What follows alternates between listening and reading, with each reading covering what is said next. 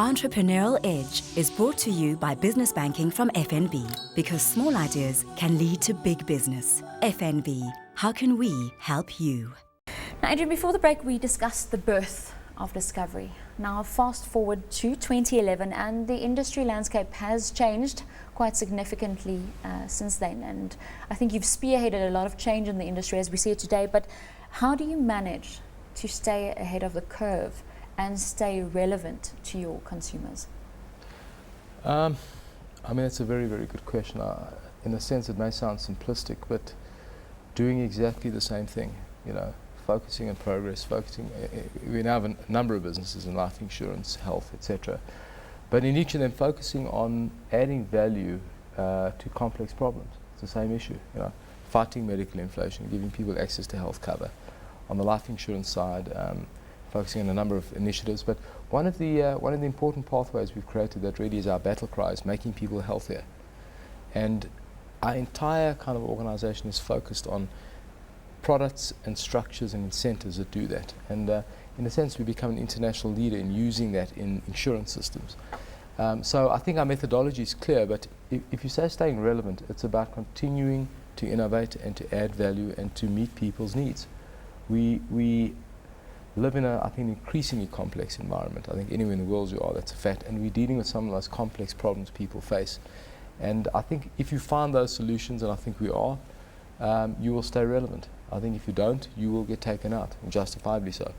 So I don't think, I'm not a great believer that a business ever has a right to exist. I don't think you should ever assume you're going to go on from one year to the next. I think that's a very bad ethic. At Discovery, I believe, is to continue to evolve and to innovate and to add value. And it's a pretty simple formula. It's difficult to do, but the idea is very simple. Along a simple core purpose with the same set of values that we had from day one, and nothing has changed. Now, there could be a serious time for innovation going forward. We know with the rollout of the National Health Insurance Scheme that the government is spearheading. Without getting into the nitty-gritties, I've read Dr. Jonathan Bloomberg's views on this, and Discovery is quite supportive of this. But in that sense, how as a company, especially on the health insurance side, are you guys going to keep innovating to maybe work alongside this new NHI program? I don't see dramatic change in our modus operandi. Let me qualify that slightly. I think that our role is always about providing health cover where it doesn't exist, in a sense. And NHI, if it's successful, is going to provide a kind of a base that is hopefully higher than it is today. But people are going to look for up and out of that, around that top up. They're going to look for comprehensive coverage. So in a sense, over the next couple of decades, as it evolves, I don't see much change for what we need to do. I see a lot of opportunity around it. And I see maybe at the lower end where we've really been working hard to try and get cover down to people in the lower income areas. I think that may be crowded out somewhat by the NHI, and I think it's a good thing, frankly. So again, I hope it doesn't sound simplistic. I think the methodology is very much the same. I think in running a business, I think people often look and worry about the wrong kind of risks. You with me? And they forget their core purpose, they forget why they're here and what they need to do. Our approach, I think, is quite humble, focused on the same stuff continuously, and I think the NHI provides a whole range of challenge all over the place, but a whole range of opportunity, and I think it's going to be fascinating, frankly. And now the concept of NHI has that top-up concept in places like Canada. Do the two work parallel? Do you see them fulfilling each other in a sense? Well, we're the third largest health insurer in the UK now, and the UK has this NHS, and the products we provide are around that, a top-up. I don't see that happening. I mean, the truth is it's actually unfortunate. We don't have those resources. So we cannot have a British-style NHS. So our core market, I believe, is not going to rely on the NHI. They're going to have to fund it in some way through taxes, and that's a debate that will happen. But I believe our core market will continue to buy up and out into the private system. And if ultimately as a country we can afford an incredibly comprehensive healthcare system and you don't need us, that's fine. Frankly, I think it's a good thing. I just don't think it's realistic. So I think that it may be not misleading. I think it may be inappropriate to think we're going to end up, certainly in the short term, like a UK or a Canada. And therefore, I don't see top-up coverage. I see comprehensive coverage with some top-up in certain areas. But it will evolve. It will evolve.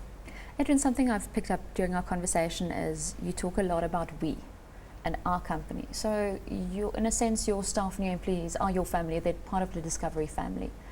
Saying that, how do you make sure that you recruit and retain the right staff, the people who have the right vision for discovery today and the discovery of tomorrow? It's a great question. I mean, without sounding simplistic, one lesson I've learned is the quality of people determines the quality of the organization. I don't care how smart you are, how smart you think you are. If you think you're alone and you're going to do it on your own, you will never succeed. You'll never scale, that I can tell you. So right at the outset, I sort of realized that people are fundamental. They really are fundamental. And I've always believed that our team has built the business, and they know that. So this is not a figure of speech. The truth is that the business has been built by a team. We've been meticulous in our value set that we hold very dear and in our core purpose. And people we recruit are recruited along that. We do a lot of all kinds of testing and we're pretty rigorous. But the idea of great people is a core value of ours. The idea of liberating the best in our people, about people coming into discovery and doing stuff they'd never thought possible. You know what I'm saying? That's what we're trying to do. So there's a meticulous process of doing it. We have a very meticulous induction process, talent management system. And I think, and of course I'm biased, but I think our team is the strongest there is here, certainly in this country. I think it's a remarkable team. And I think if we let that atrophy in some way, the company will start to decline. So I think all of our energy is about our people strategies, about our recruitment, about the induction process, about inculcating values. I spend a lot of my time talking about the values. Next week we have our leadership conference. My entire role is to try and focus on the value set. Why are they relevant now? How have they changed over a decade in this changing world? Why? How do you interpret these values? So it's a constant process, it's a constant battle, but frankly it's the nicest part of the business. I've loved, people who say to me, I've got so many people to manage. I love that stuff. People are what it's about. Do you think from a business and from an entrepreneurial perspective, it's important for business owners and entrepreneurs to have those key values in their company and align themselves with the right people in building that company up? There's no doubt. I would say to you firstly, if a company doesn't have a purpose and a set of values, I think then you're just in pursuit of money, right? And I doubt that you'll succeed. Secondly, I found that people are inspired by values. Beside even the values themselves, the fact that you have values is important to them. You're with me? In other words, no matter how complicated things get, the more you say to people, forget about the complexity. I want to tell you about our values. People, even clients. I mean, my early days, I'd say to clients or our partners, I want to tell you about our values. You realize you're dealing with a great company. You know what I'm saying? I know that I've been on the receiving end of one of the big US companies where I met the CEO. The first thing she told me was, I want to say about our values in this organization that are important to us.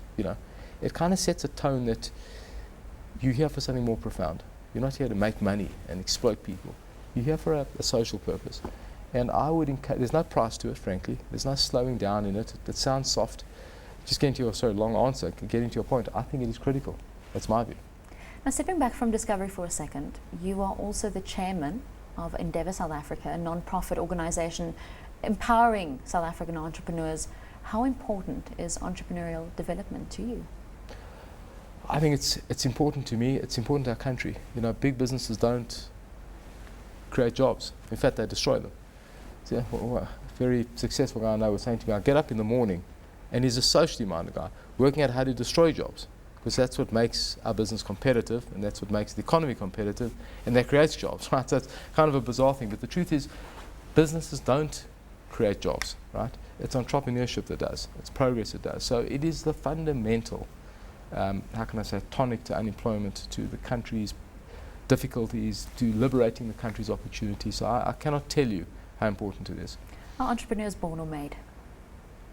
I believe they're made. I don't buy into that kind of, some people are entrepreneurs, others aren't. I'm a believer in everyone there's a desire to build something that reflects them. I said in our organization, you don't have to run out and build a business to be an entrepreneur. You can be an intrapreneur in an organization where you're kind of inspired and you build something that's different than your own. I don't believe that.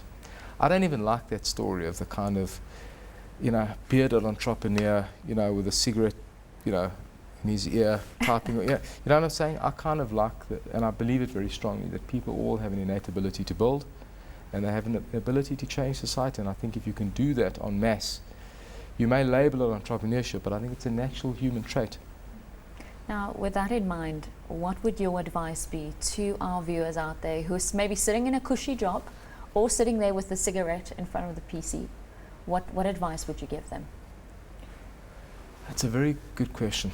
My view is that if you're in a cushy job that you're doing well in, be aware of the risks you run if you decide to opt out of it. You know, don't. I'm always scared of these platitudes about this is my chance. I'm going to, put the house up for mortgage. You need to be prudent. I mean, I'm a risk-averse person, so first thing I underscore everything is a warning about don't be too full of platitudes. Do the right thing. I'd also say that if you want to build a business, you should have a purpose. If you don't have a purpose, you don't have a vision, then stay working as a clerk at the bank or in a factory or whatever. My view is you should be starting something if in fact society needs it. If you're just doing it for the sake of, I want to start my own business, I'm not convinced. But if you do it, and I think people all have the ability to do it, I would encourage a few attributes.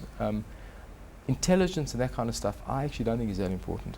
I think it's, and I've said this in many forums and I believe it to be true, is positivity is the one thing. It's going to be tough, you're going to have failures, you're going to have all this kind of stuff. Don't get caught up in it. You've got to be positive. It's a fundamental attribute. The second issue is tenacity. And the third issue is, I think, is urgency. You don't have time. And if you can get those attributes right, I sense you can succeed. But there are risks. Adrian, it's been an absolute pleasure speaking with you this evening. Thank you.